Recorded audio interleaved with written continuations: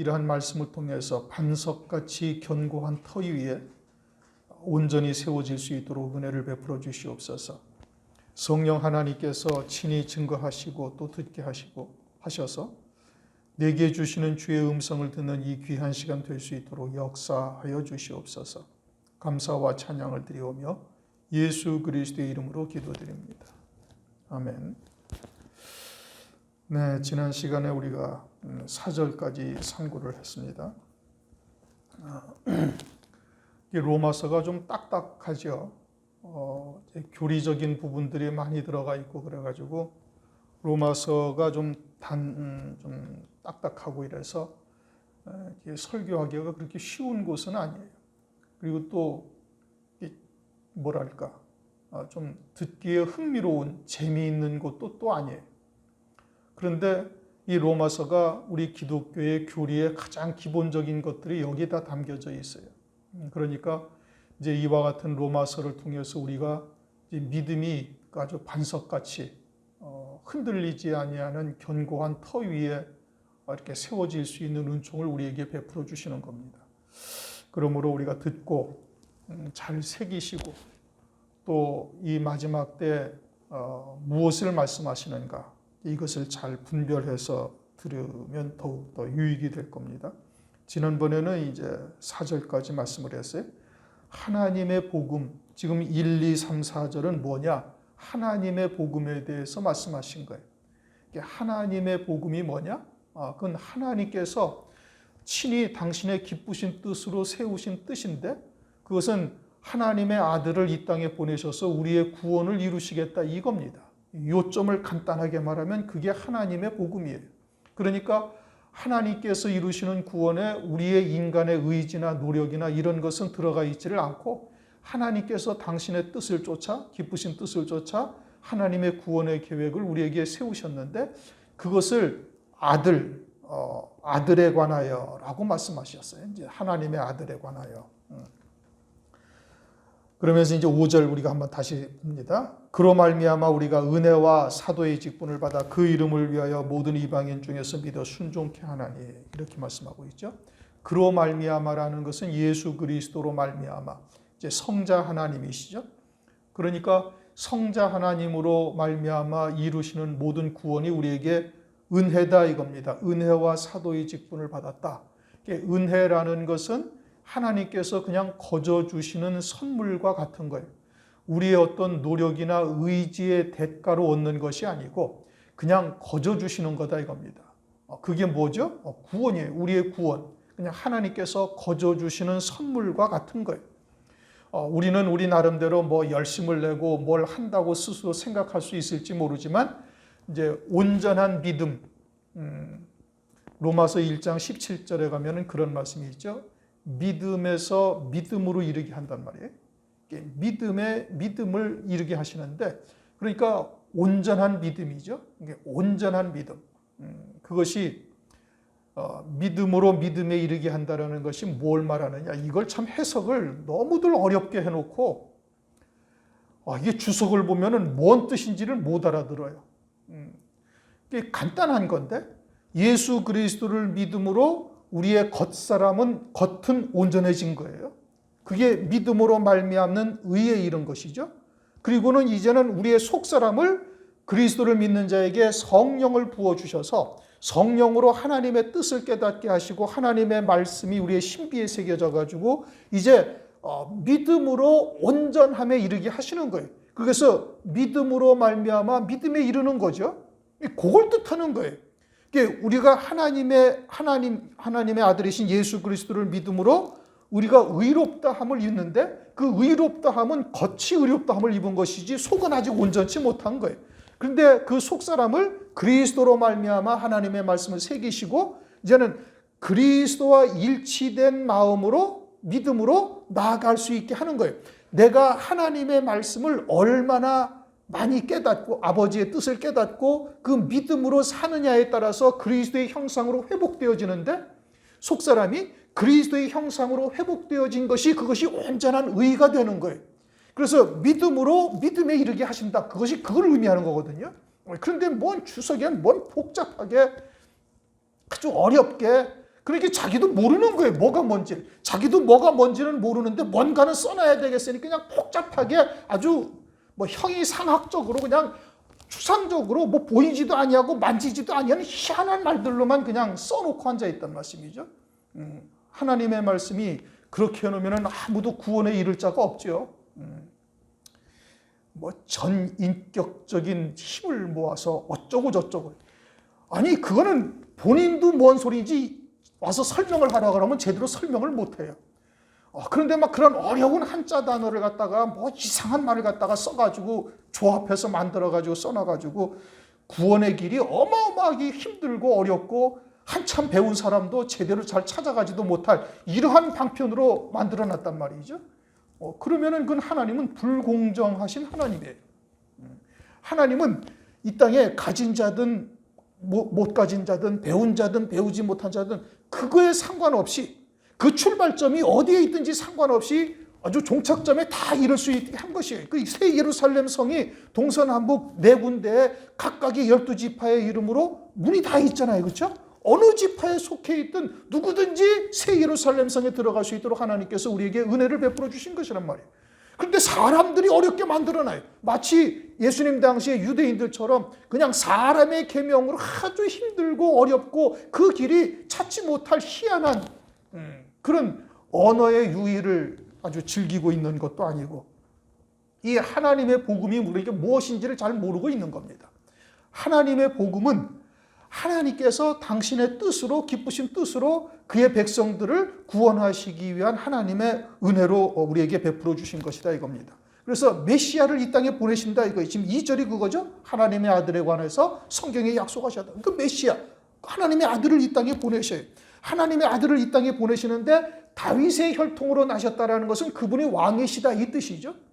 그런데 여러분 지난번에도 말씀드린 것처럼 다윗의 혈통으로 꼭 오셔야만 왕이 되실 수 있는 것은 아니에요. 그런데 다윗의 혈통으로 오셔서 이 땅에서 왕으로 오늘날은 영적으로 하나님의 나라를 이루시며 다스리시는 왕이 되시고 장차 다시 오시면은 이제는 그때는 만왕의 왕 만주의 주로 친히 천년왕국을 하나님의 그리스도의 나라를 다스리시는 왕으로 오신단 말씀이에요. 그러면 굳이 다윗의 혈통으로 오셔야만 왕이 되시나요? 아니거든요. 그러면 왜 그러하셨어요? 그것은 그분으로 말미암아 구원받는 자들에게 왕에 이르게 되어지는 그와 같은 영광이 예비되어져 있다는 것을 다윗을 통해서 우리에게 보여주시는 거예요. 그래서 아브라함과 다윗의 자손 예수 그리스도의 세계라. 이것은 여러분 절대 잊어버리면 안 돼요. 성경 전체를 읽어가면서 아브라함과 다윗의 자손 예수 그리스도의 세계라는 이 아주 이 주제, 이것은 아주 딱 머릿속에 딱 박혀 있어야 되는 거예요. 주님이 다윗의 자손으로 안 오시면 왕이 되지를 못하나요? 아니잖아요. 그럼 왜 다윗의 자손으로 오셨어요? 그게 당신이 왕이실 뿐 아니라 아니 그러면 하나님이 창조주의 조물주신데 왜 왕이 되셔야만 왕으로 왕의 혈통을 타고 오셔야만 왕으로서 다스릴 수 있는 것은 아니란 말씀이에요. 그럼 무엇 때문에 그런 거예요? 우리의 구원을 위해서 그런 거예요. 주님이 이 땅에 오셔가지고 하나님의 아들로서 겪으시는 모든 고난 그리고 부활 그리고 하나님의 나라에서 존귀하게 되신 이 모든 것은 우리로 하여금 왕과 같은 영광, 왕과 같은 이와 같은 영화를 세세토록 누릴 수 있게 하시기 위해서 그와 같은 자리를 주님께서 비로소 이 땅에 오신 거예요. 그러니까 주님이 이 땅에 오셔가지고 첫 번째 보여주신 표적이 뭐죠? 갈릴리 가나의 혼인잔치. 참 표적이란 말이에요. 그러면 주님이 천지와 만물을 지으시고 하나님이신 그분께서 이 육체를 입고 이 땅에 오셔가지고 그 고난을 겪으신 이유가 어디에 있다는 거예요? 어린 양의 혼인잔치에 있다는 거예요. 나머지는 전부 다 여러분 부수적인 거예요. 뭐 믿음의 열매를 맺고 어쩌고 저쩌고 하는 다 부수적인 것이고 하나님의 모든 뜻은 어디에 딱 있어요? 다윗과 같은 왕의 영광을 하나님께서 주고자 하시는 거예요. 에베소서 1장 3절에 뭐라고 말씀하셨어요? 하늘의 모든 신령한 복으로 우리에게 복 주시고자 창세전에 그리스도 안에서 우리를 구속하시고 그리스도 안에서 우리를 아들들이 되게 하셨다. 이 뜻이죠. 아들이라는 뜻이 뭐예요? 아버지의 모든 유업을 잇는 자. 그러니까 다윗의 자손으로 오셨다. 다윗의 혈통으로 오셨다라는 것은 그렇게 오셔야만 주님이 왕이라는 것이 표식이 난다. 이게 아니고 우리의 구원과 다 관계가 되어져 있는 거예요. 우리의 구원이 주님이 이 땅에 오신 뜻이 다윗과 같은 왕들을 세우시고자 하는 하나님의 기쁘신 뜻을 이루시기 위함이다 이겁니다. 누구를 위해서? 우리를 위해서. 오늘날은 우리가 요한계시록의 말씀이 무엇을 의미하는지를 이제 그 뜻을 다 파악하고 있으니까 뭐 이제는 아주 명약관화한 일이에요. 막 불을 보듯 확실한 거예요. 아, 하나님의 뜻이 무엇이다. 환난을 통해서 이루실 하나님의 뜻이 무엇이다. 애시당초부터 하나님의 기쁘신 뜻이 무엇이다. 아주 그냥 불을 보듯 뻔한 것이란 말이에요. 그러니까 다윗의 자손으로 오셨다라는 이 한마디가 아, 이것은 우리의 구원을 위한 것이로구나 라고 딱 깨달아야 되는 거예요. 그래야 아들의 복음이 되는 겁니다. 9절에 뭐라고 말씀하셨어요? 내가 아들의 복음이다 이건. 하나님의 복음인데 그 하나님의 복음이 내 입장에서 바라보니 이것은 아들의 복음이 딱 되는 거예요.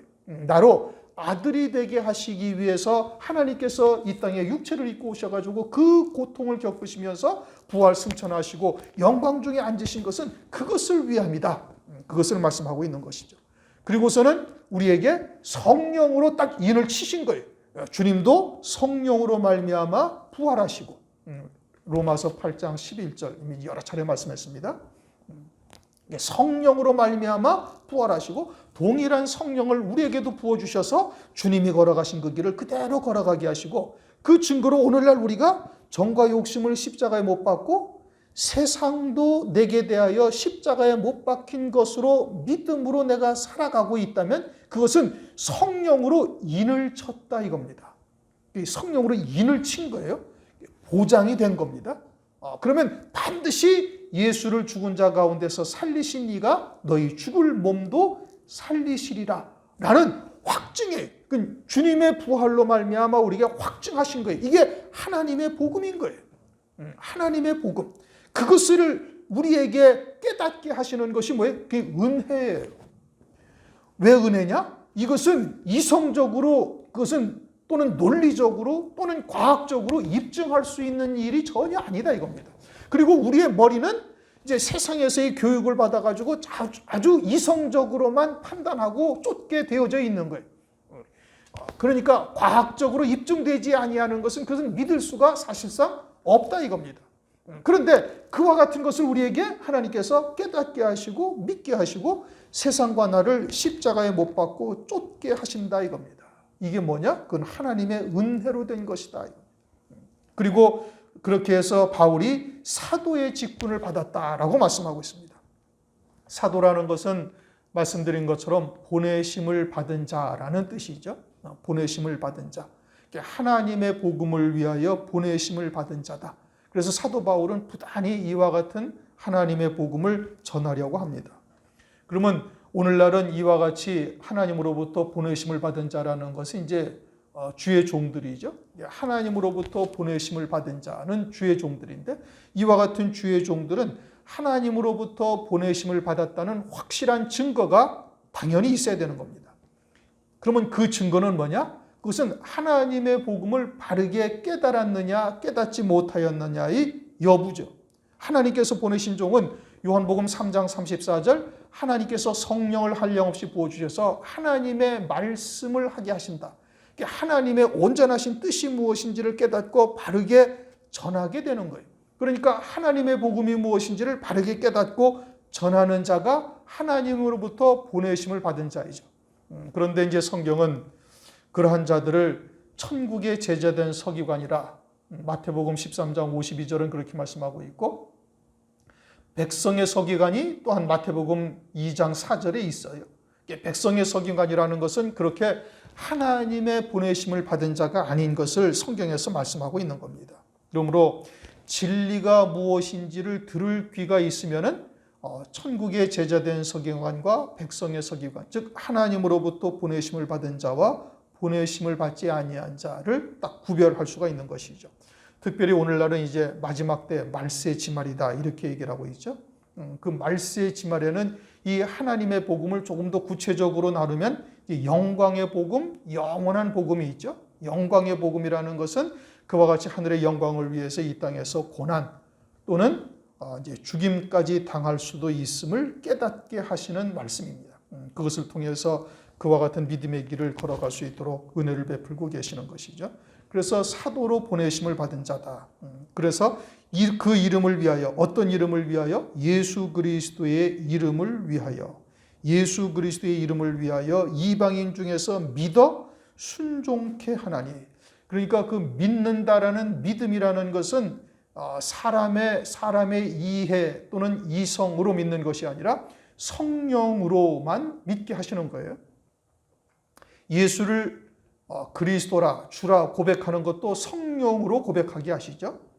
갈라디아서 5장 5절을 보면 성령으로 믿음으로 말미암아 의의 소망을 기다린다 이렇게 말씀하셔요. 그러니까 성령으로 난 믿음은 반드시 의의 소망, 즉 하늘의 소망을 가지게 하는 거지요. 그러므로 이와 같은 믿음은 온전히 성령으로 말미암아 이루시는 역사예요. 믿어 순종케 한다. 성령으로 말미암아 이루시는 역사이니 그것이 은혜이고, 순종케 한다라는 것은 주님이 걸어가신 그 길이 우리에게 참된 생명의 길이 된다라는 것을 깨닫고 기꺼이 기쁨으로 쫓는 거예요. 그게 순종이죠. 하나님의 뜻이 무엇인지를 깨닫게 해서 기꺼이 기뻐하는 중심으로 쫓게 하는 것이 순종이다 이겁니다. 그렇게 해서 세상과, 그런데 그 길은 어떤 길이냐? 세상과 나를 십자가에 못 박아야만 갈 수 있는 길이에요. 그래서 이제 그 뒤에 6절에는 그리스도의 것으로 부름을 받았다 이렇게 말씀하셔요. 그리스도의 것으로 부름을 받았다. 그리스도의 것으로 부름을 받았다라는 것은 그리스도께서 우리를 값주고 사신 바 된 것이고, 그리스도의 것으로 부름을 받았다는 의미는 고린도후서 5장 15절 저가 모든 사람을 대신하여 죽으심은 산 자들로 하여금 다시는 저희 자신을 위하여 살지 않고 오직 저희를 대신하여 죽었다가 다시 사신 자를 위하여 살게 하려 함이니라. 그리스도의 이름으로 부르심을 받아서 그리스도의 것이 된 자는 이제는 자기 자신을 위하여 살지 아니하고 그리스도를 위하여 사는 자가 되게 하신다 이겁니다. 그리스도를 위하여 사는 자, 그리스도의 이름으로 사는 자. 왜 그리스도의 것으로서 그리스도의 이름으로 위하여 사는 자가 되게 하시느냐? 그것은 다윗의 자손으로 오신 그리스도께서 그들로 하여금 다윗과 같은 왕의 영광을 입혀주시기 위함인 거예요. 그것은 우리의 구원을 위함이다 이겁니다. 그리스도의 것으로서 그리스도를 위하여 살게 하시는데, 그렇게 사는 삶이 우리에게 영생의 열매가 되고 종국적으로는 다윗과 같은 왕의 영광을 입혀주시기 위함인 것이. 그래서 6절 너희도 그들 중에 있어 예수 그리스도의 것으로 부르심을 입은 자니라. 예수 그리스도의 것으로 부르심을 입은 자, 그런가 아닌가는 어떻게 확인할 수 있는가? 그것은 이와 같은 하나님의 복음, 특별히 이 마지막 때 영광의 복음을 믿음으로 받는지의 여부를 따라서, 받는 자는 그것은 하나님의 택하심, 부르심을 입은 자요. 받지 아니하는 자는 그건 부르심을 입지 아니한 자인 거예요. 요한복음 6장 44절을 보면 아버지께서 내게 이끌지 아니하면 아무도 내게로 올 수가 없다. 그렇게 말씀하시죠. 그러니까 성령으로 말미암아 주님께로 이끌림을 받지 아니하면 그와 같은 진리의 말씀을 들을 귀도 없을 뿐 아니라 주님이 걸어가신 그 길을 쫓아갈 수도 없는 거예요. 그러니 그리스도의 것으로 부름받은 자의 여부는 뭐냐? 그것은 이와 같은 마지막 때에 따른 말씀, 하나님의 복음 가운데서도 영광의 복음, 영원한 복음을 믿음으로 받는지의 여부죠. 믿음으로 받고 순종하며 기쁨으로 쫓는 자는 그것은 성령의 역사요. 그것은 하나님께서, 아버지께서 주님에게로 인도하시는 역사이다.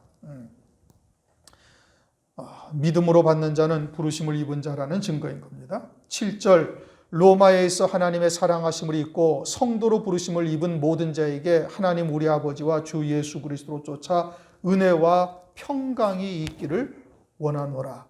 하나님 아버지, 이와 같이 부르심을 입은 자들, 이와 같이 부르심을 입은 자들에게는 그들은 이제 하나님의 사랑을 입은 자다 이거죠. 하나님의 사랑을 입고 부르심을 입은 자들에게는 하나님 아버지의 뜻을 쫓아 예수 그리스도로 이루신 구원의 은총이 그들에게 임하기를 바란다 이 뜻입니다.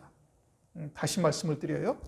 하나님 아버지의 뜻을 따라 그리스도께서 걸어가신 그와 같은 구원의 은총이 그들에게 온전히 이루어지기를 바라고 아들과 같은 장성한 분량에까지 이르기를 바란다. 그게 은혜란 말씀이죠. 우리의 모든 구원이 은혜인데 그 은혜는 시작에서부터 종착점까지가 있는 거예요. 그 종착점은 어디죠? 아들의 자리, 영광의 복음의 끝은 그와 같은 다윗과 같이 왕으로 다스릴 수 있는 영광의 자리가 그 종착점이에요.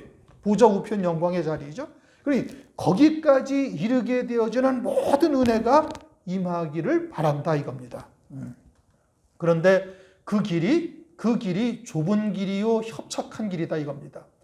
그 진리로 인한 핍박과 또는 환난은 마땅히 있는 거예요.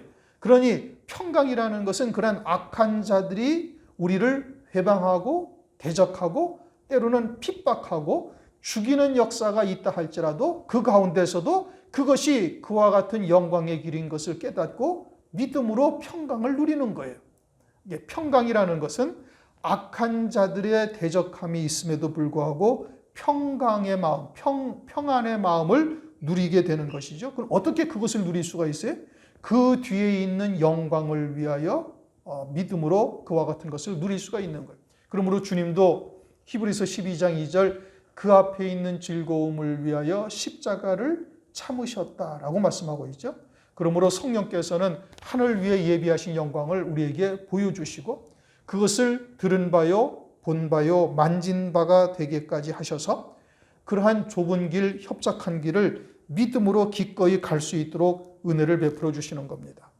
예수님이 부활하셔서 보좌 우편에 앉으신 것은 그와 같은 우리에게 확실한 표대가 어디인지를 보여주신 것이고 그 표대를 향하여 달려갈 수 있도록 우리에게 은혜를 베풀어 주시는 겁니다. 그것을 믿음으로 받은 자는 이 땅에서 고난 또는 환난, 심지어는 죽이는 역사가 있다 할지라도 그것을 통해서 이루실 하나님의 하늘나라의 영광을 알고 있으니까 오히려 평강이다 이겁니다. 스데반 집사를 통해서 우리에게 보여주셨죠. 12 제자들을 통해서 우리에게 다 보여주신 역사인 겁니다. 또 그 밖에도 많은 믿음의 선진들이 그와 같은 더 좋은 부활을 위하여 악형을 받되 구차히 면하지 아니하므로 세상이 감당하지 못할 믿음을 가진 것을 통해서 우리에게 증인이 되고 있는 거죠. 그러므로 우리도 그와 같이 7명의 충만함을 받고 그에 따른 말씀을 믿음으로 받은 자에게는 하나님께서 그 말씀을 믿는 믿음대로 그대로 이루시는 겁니다. 8절 그와 같은 은혜와 평강이 있기를 원한다. 이제 인사말로 그렇게 이제 7절까지 쭉 이야기를 한 겁니다. 로마에 있는 성도들에게 8절 첫째는 내가 예수 그리스도로 말미암아 너희 모든 사람을 인하여 내 하나님께 감사함은 너희 믿음이 온 세상에 전파됨이라. 이제 8절부터 17절까지의 말씀의 주제는 믿음입니다. 믿음으로 믿음에 이르게 한다. 17절이 그거죠. 그래서 믿음의 그 말씀에 초점을 두고 봐야 되는 것이고 이신득이라는 기독교 교리, 믿음으로 말미암아 의롭게 된다는 기독교의 교리가 이제 이곳에 있는 것입니다. 그래서 이제 바울이 로마에 있는 그리스도인들에게 이제 편지를 한 것이고 그들의 믿음이 어떻게 됐다는 거예요? 온 세상에 전파되었다. 이렇게 말하고 있어요. 당시에 로마라는 곳은 어떤 곳이죠? 세상의 중심이에요. 그러니까 온갖 물질 문명의 극치를 이루고 있고 세상의 모든 문화의 중심이 로마인 곳이에요. 그러니까 그와 같은 세상의 모든 물질 문명의 극치를 이루고 있는 곳에서 믿음으로 산다는 것은 그것은 절대 쉬운 일이 아니에요. 그러니까 대충 믿음으로 산다라면은 그것은 소문이 날 일이 아니에요. 그런데 지금 이 로마에 사는 그리스도인들이 온 세상에 너희의 믿음이 온 세상에 전파되었다라는 의미는 적당하게 세상과 타협하면서 사는 것이 아니라 세상에서 확실히 구별된 삶을 살고 있으니까 그 로마에 있는 그리스도인들의 믿음이 온 세상에 전파된 겁니다. 그러지 아니하면 이렇게 소문이 날 리가 절대 없죠. 오늘날 세상의 물질 문화는 이제 그때의 상황을 훨씬 뛰어넘고 있죠. 세상의 물질 문화의 발달은 사람으로 말미암아 더 안락함을 누리게 합니다. 육체로서 안락함에 점점 빠져들 수밖에 없도록 세상은 조성해 가고 있죠. 그리스도인들도 마찬가지로 육신을 입고 있는지라 육신의 안락함을 단호하게 떨쳐버린다는 것은 절대 쉬운 일이 아닌 겁니다. 그러니까 자신도 모르게 그러한 세상이 주는 안락함에 우리도 조금씩 스며들고 있는 것이 현실이에요. 그러니까 이 말씀은 지금 로마에 있는 성도들에게 사도 바울이 편지를 보낸 것이지만 사실은 말세 지마를 만난 우리들에게 보낸 편지와 다를 바가 없는 것입니다. 그런 성도들의 믿음이 온 세상에 소문이 났다는 거예요. 그러니까 이들은 다윗의 자손으로 오신 예수 그리스도가 무엇을 의미한지를 깨닫고 그 믿음을 지키며 신앙의 정절을 지키며 종국에는 다윗과 같은 왕의 자리에 있게 되어질 그 영광을 소망하고 있는 자들이니, 그러니 세상과 타협하지 아니하고 세상 것에 물들지 아니하고 철저히 그들의 믿음을 지키고 있으니까 그 믿음이 온 세상에 소문이 자자하게 퍼졌다 이겁니다. 그러면 그들의 삶은 과연 어떠한 삶인가? 그건 로마서 12장 1절 2절 말씀인 겁니다. 로마서 12장 1절 2절 우리 한번 찾아서 읽어보십시다. 로마서 12장 1절 2절.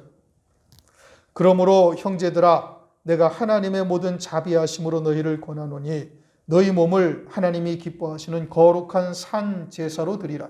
이는 너희의 드릴 영적 예배니라. 너희는 이 세대를 본받지 말고 오직 마음을 새롭게 함으로 변화를 받아 하나님의 선하시고 기뻐하시고 온전하신 뜻이 무엇인지 분별하도록 하라. 이것이 그들의 믿음의 삶이었던 것이에요. 그러니까 자신의 몸을 하나님 앞에 거룩한 산 제사로 드리고, 그리고서는 세대를 본받지 아니하고, 즉 세상과 타협하거나 세상이 주는 안락함에 빠지지 아니하고 마음을 새롭게 하였다. 그것은 완전한 새로운 피조물로 살았다 이겁니다. 그리고서는 거룩한 하나님의 뜻이 무엇인지를 깨닫고 오직 하나님의 뜻을 쫓아 믿음으로 열매를 맺는 삶을 살고 있는 거예요. 이것은 말세를 만난 우리들이 이제 살아야 할 믿음의 삶이 무엇이냐, 이것을 단적으로 우리에게 보여주시는 겁니다. 과연 우리는 산제사, 산제물로 하나님 앞에 드려지고 있는가? 그러한 믿음의 삶을 우리가 살고 있다면 당연히 세상 사람들에게 눈에 띕니다. 저 사람은 그 교회를 다니는 일반 사람들과 다르다라는 것이 확연히 딱 구별이 되는 거예요. 그렇게 우리가 인정을 받고 있지 아니하다면 우리의 삶이 지금 무언가 세상과 적절하게 타협하거나 세상이 주는 안락함에 우리도 조금씩 물들어가고 있는 것은 아닌가 스스로를 봐야 되는 겁니다. 우리가 과연 그와 같이 산제사, 산제물로 드려지는 삶을 살고 있어야 되는 것이고, 그래야만 그들의 믿음이 이 마지막 때 소문이 나는 이와 같은 믿음에 이르게 되는 것이죠. 9절, 내가 그 아들의 복음 안에서, 이제 이미 말씀드린 것처럼 아들의 복음이라는 것은 하나님의 아들로 세우시는 복음이에요. 그 아들은 뭐죠? 아버지의 모든 유업을 잇는 자. 그것은 결국 첫째 부활의 영광을 입고 새 예루살렘 성의 영광을 함께 누리는 자, 그리스도와 함께 후사가 되는 자. 로마서 8장 17절에 말씀하고 있죠. 그와 같은 하나님의 뜻이 무엇인지를 온전히 깨닫는 거예요. 그러니까 사도로서 증거할 때는 하나님의 복음을 증거하는 것이고, 자기가 개인적으로 그와 같은 하나님의 복음을 받은 것은 아들의 복음이 되는 거예요. 나로 하여금 아버지의 유업을 다 있는 아들로서 세우시는 이와 같은 하나님의 은혜, 그것을 말씀하고 있는 것이죠. 다윗의 혈통으로 나신 그리스도께서 이루시는 구원의 궁극적인 뜻이 거기에 있는 겁니다. 우리는 이미 이제 요한계시록을 통해서 환란을 통해서 이루실 하나님의 뜻이 무엇인지를 알고 있으니까 이 마지막 때 이와 같은 영광에 이르게 하시는 하나님의 역사를 알고 있잖아요. 아들의 복음 안에서 우리를 부르신 것이죠. 그러면서 내 심령으로 섬기는 하나님이, 심령으로 섬긴다라는 것은 마음으로라는 뜻이 아니라 영으로 섬기는 하나님, 다시 말하면 성령 안에서 하나가 되어져서 온전한 그리스도의 형상으로 세워가시는 하나님의 기쁘신 뜻이 무엇인지를 알고 있는 거예요. 그게 아들의 복음이죠. 하나님이 나의 증인이 되시거니와 항상 내 기도에 쉬지 않고 너희를 말하며, 로마에 있는 성도들을 위해서 항상 기도하는 것, 이것이 하나님이 내 증인이 된다. 그것은 로마에 있는 성도들에게 거짓말을 하고 있지 않다, 이것을 말하는 것이 아니고, 은밀한 가운데 계시는 하나님께 늘 바울이 로마에 있는 성도들을 위해서 기도하고 있다 이겁니다. 그 기도하는 내용이 뭐냐? 그것은 무슨 신령한 은사를 나눠주기 위함이고 또 피차 위로를 받기 위함이다. 이제 10절, 11절, 12절을 이제 그렇게 말씀을 하고 있죠. 그렇게 늘 그들을 위해서 기도하고 있다 이겁니다. 예. 오늘날도 주의 종도 늘 성도들을 위해서 기도하고 있죠. 하나님의 거룩하신 뜻이 우리 교회를 통해서 드러나 있으니까 그에 합당한 믿음의 열매들을 맺을 것을 위해서 늘 기도하고 있는 겁니다. 그러므로 여러분들도 우리에게 다가온 모든 환경이 그러한 하나님의 뜻을 이루시기 위함이다라는 것을 깨닫고 초점을 거기에다 맞추시면 응답을 받을 수가 있는 거예요. 말씀을 통해서 쉽게 응답을 받고 믿음의 결단을 하고 나아가게 되어지면 하나님의 살아계신 역사를 체험하게 되는 것이죠. 10절을 다 같이 한번 읽어보십시다. 10절 어떠하든지 이제 하나님의 뜻 안에서 너희에게로 나아갈 좋은 길 얻기를 구하노라. 이제 사도 바울이 이제 그들에게 가서 함께 위로받고 또 교제하며 그들에게 이제 하나님의 신령한 은사를 이제 나눠주기를 위해서 이제 이렇게 좋은 길, 너희에게 나아갈 좋은 길 얻기를 구한다. 하나님께 지금 기도하고 있는 겁니다. 그래서 결과적으로 사도 바울이 로마에 갔어요, 안 갔어요? 갔어요. 그렇죠? 이제 사도행전을 한번 보실까요? 이것을 이제 잘 새겨 보셔야 돼요. 사도행전 먼저 23장 11절을 한번 보시겠습니다. 사도행전 23장 11절 다 같이 읽습니다. 그날 밤에 주께서 바울 곁에 서서 이르시되 담대하라 네가 예루살렘에서 나의 일을 증거한 것 같이 로마에서도 증거하여야 하리라 하시니라. 지금 사도 바울이 예루살렘에서 어떤 일을 겪었어요? 이제 감옥에 갇히고 유대인들로부터 핍박을 당하고 그래가지고 이제 군병들에 의해서 이제 로마로 결국은 가죠. 그러니까 사도 바울이 로마에 가는 좋은 길을 얻기를 하나님께 구했어요. 좋은 길을 얻기를 구했는데 그 좋은 길이 뭐였냐면은 로마 군병들에 의해서 로마까지 압송되는 과정을 겪는 겁니다. 그게 좋은 길이라고 하나님께서 응답을 하셨다 이 뜻입니다. 지금 뭘 말씀하시는지 잘 들으셔야 돼요. 사도 바울은 내가 너희에게 가는 좋은 길을 얻기를 구하노라 하고 하나님께 기도했어요. 그렇게 하나님께 얻어서 하나님께서 좋은 길로 사도 바울에게 응답을 했는데 그 응답이 뭐냐면 예루살렘에서 고난을 당하고 로마 군병에 의해서 압송돼 가지고 로마에 가는 것이었다 이 뜻인 겁니다. 사도행전 20장 22절 24절을 읽습니다. 사도행전 20장 22절에서 24절 보라 이제 나는 심령의 매임을 받아 예루살렘으로 가는데 저기서 무슨 일을 만났는지 알지 못하노라. 오직 성령이 각 성에서 내게 증거하여 결박과 환난이 나를 기다린다 하시나 나의 달려갈 길과 주 예수께 받은 사명 곧 하나님의 은혜의 복음을 증거하는 일을 마치려 하면은 나의 생명을 조금도 귀한 것으로 여기지 아니하노라. 그렇게 사도 바울은 지금 성령께서 예루살렘에 들어가서 고난을 당하고 그리고는 종국에는 이제 로마에까지 가는데 거기서도 결박과 환난이 기다리고 있다라는 것을 사도 바울이 알고 있어요. 그리고 예루살렘에서는 가서 이제 그와 같이 실제 고난을 당하고 결박당하고 환난을 겪고 그리고는 로마 군병에 또 압송돼 가지고 로마까지 가죠. 물론 이제 로마에 가서는 조금 자유를 얻었지만 결국은 이제 로마에서 이제 순교했다. 전승에 의하면 그렇게 말하고 있죠. 사도 바울은 무엇을 지금 하나님께 기도했어요? 너희에게 로마에 있는 성도들에게 나아갈 좋은 길을 하나님께 구했는데 그 좋은 길로 응답한 것이 예루살렘에서 결박당하고 환난당하고 결박되어져 가지고 로마로 압송되고 결국에는 로마에 가서도 결국은 하나님의 일을 하다가 순교하는 그것이 하나님께서 좋은 길로 인도하셨다 이겁니다. 무슨 얘기인지 이해가 되셨습니까? 그런데 사도행전 21장을 보면은 사도행전 21장을 한번 보세요. 사도행전 21장 4절 다 같이 읽습니다. 제자들을 찾아 거기서 이레를 머물더니 그 제자들이 성령의 감동으로 바울더러 예루살렘에 들어가지 말라 하더라. 또 10절부터 있습니다. 10절부터 여러 날 있더니 한 선지자 아가보라 하는 이가 유대로부터 내려와 우리에게 와서 바울의 띠를 가져다가 자기 수족을 잡아매고 말하기를 성령이 말씀하시되 예루살렘에서 유대인들이 이같이 이 띠 임자를 결박하여 이방인의 손에 넘겨주리라 하거늘 우리가 그 말을 듣고 그곳 사람들로 더불어 바울에게 예루살렘으로 올라가지 말라 하더라. 자, 이제 제자들 11절의 제자들이나 4절의 제자들이나 10절 이하의 아가보라는 선지자들과 또 함께 있던 이제 바울의 제자들이죠. 이들도 똑같이 성령으로 말미암아 사도 바울이 예루살렘에서 결박을 당하고 환난당할 것을 봤어요? 못 봤어요? 봤어요. 사도 바울도 그걸 봤어요? 못 봤어요? 봤어요.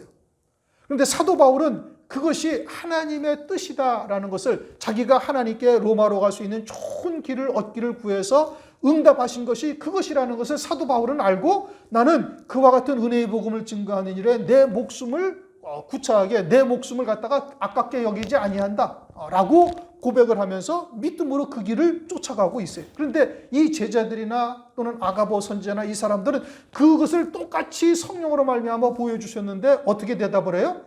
바울 선생 거기 가지 마시라고. 가면은 고난당하니까 잘못하면 큰일 겪으시니까 바울 선생 거기 가지 마셔요. 안 가는 게 좋겠습니다 라고 대답을 말한단 말이에요. 똑같이 성령의 역사로 어떠한 일들이 있을 것인지 하나님께서 보여주신 거예요. 그런데 대답은 전혀 달라요. 사도 바울은 그것이 하나님께서 로마로 가는 좋은 길이라고 응답을 하셨음을 확신하고 그 길을 믿음으로 가는 거예요. 그런데 제자들은 가지를 못하고 있단 말이죠. 그것을 반대하고 있단 말이죠. 왜 그러죠? 똑같은 성령의 역사를 둘 다 체험을 했는데 자기의 신앙의 주체가 영이냐 육이냐에 따라서 똑같은 하나님의 말씀을 우리가 받아도 그 길을 거부하는 자, 외면하는 자가 있고 그 길을 믿음으로 쫓는 자가 있다 이 뜻인 겁니다. 제자들과 아가보 선지자와 거기에 있던 자들은 육으로 듣고 있는 거예요. 육신으로는 하나님의 말씀을 들으면 육신으로는 편안한 길 쫓고 안락한 길을 쫓는 것이지 고난의 길을 갈 리가 절대 없죠. 그러니 우리가 새 피조물로서 산제사, 산제물이 되어 사는 자는 영으로 사는 자요, 성령 안에서 하나님의 뜻이 무엇인지를 알고 있는 자이니까 그 길이 비록 좁은 길이요, 협착한 길이요, 고난의 길이라 할지라도 믿음으로 받고 기꺼이 가는 거예요. 세상이 감당치 못할 믿음의 자리에 서서 달려가는 자가 되는 것이죠. 그것이 하나님께서 응답하신 로마에 가는 좋은 길이에요. 좋은 길을 하나님께 얻기를 구했는데 하나님께서 응답하신 것이 그 길이다 이겁니다. 그런데 그것을 육으로 사는 자는 갈 수가 있어요, 없어요? 절대 못 가는 거예요. 오늘날 우리가 과연 그리스도 안에서 온전한 산 제물로 살고 있는가?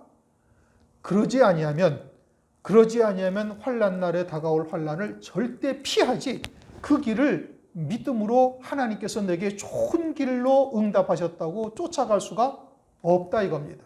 그러니까 하나님 아버지의 사랑하심을 입은 자요 예수 그리스도께서 그 구원의 길을 우리에게 은혜로 충만히 받아서 평강을 딱 누리는 자가 되어지면, 다시 말하면 예수 그리스도께서 왜 다윗의 혈통으로 오셨고 그분에게 왜 성결의 영이 임하셔서 그분의 능력으로 하나님 보좌 우편 영광까지 앉으셨는지 그 이유가 무엇인지, 하나님은 그렇게 하셔야 할 이유가 하나도 없어요.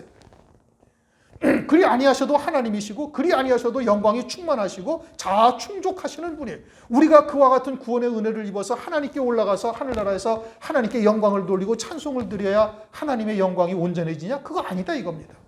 그러면 다윗의 혈통으로 오신 이유가 뭐예요? 우리의 구원을 위해서, 우리로 하여금 다윗과 같은 왕의 자리에 우리가 영광을 우리에게 입혀주시기 위함인 것이고, 그것을 무엇으로 이루어요? 성결의 영으로 우리에게도 동일하게 이루어 가시는데 그 길이 이와 같이 바울이 좋은 길을 얻기를 구했는데 그 길은 우리에게도 동일하게 역사하시고 응답하신다 이겁니다. 그러면 오늘날 어떻게 되느냐? 오늘날 산제사, 산제물로 세상과 타협하지 아니하고 세상의 길을 쫓지 아니하고 변화를 받아 하나님의 거룩하신 뜻이 무엇인지를 분별하여 깨닫는 자가 되어져서 우리의 믿음이 산제사, 산제물로 드려지는 삶이 온 세상에 전파될 수 있는 믿음이 아니면 그 길은 못 가는 겁니다. 무슨 얘기인지 이해가 되셨습니까? 우리가 오늘날 우리의 믿음이 그렇게 나타나 보여져야 되는 거예요. 산제사로 하나님께 드려지는 삶이요, 이 세대를 본받지 아니하고 거룩하신 하나님의 뜻이 무엇인지 분별해서 그 길을 그냥 한 걸음씩 한 걸음씩 가면은 성령께서 깨닫게 하신 대로 그러면은 종국에는 그와 같은 길을 우리에게도 갈 수 있도록 은총을 베풀어 주시는 겁니다. 그러한 하나님의 은혜와 평강이 우리 모두에게 임하시기를 주의 이름으로 축원합니다. 기도합니다. 하나님 감사합니다. 오늘 로마서 1장 말씀을 통해서 좀 내용이 길고 어려웠지만 우리가 이 땅에서 어떠한 삶을 살아야 되는지 주님께서 베풀어 주신 은혜가 무엇이며 로마에 있는 성도들처럼 그들의 믿음이 온 세상에 전파되었다 하셨는데 과연 그 길이 어떠한 길인지를 우리에게 알게 하시고 또 믿음으로 받을 수 있게 하심을 감사를 드립니다. 기꺼이 감당할 수 있도록 일곱 영으로 충만케 하시고 영광의 복음으로 충만케 하셔서 하늘에서 예비하신 영광이 어떠한지를 들은 바요, 본 바요, 주목하고 만진 바 되도록 역사하여 주옵소서. 믿음으로 믿음에 이르게 하시고 은혜 위에 은혜를 더하시는 역사가 임하여 주시옵소서. 예수 그리스도 이름으로 감사하며 기도드립니다. 아멘.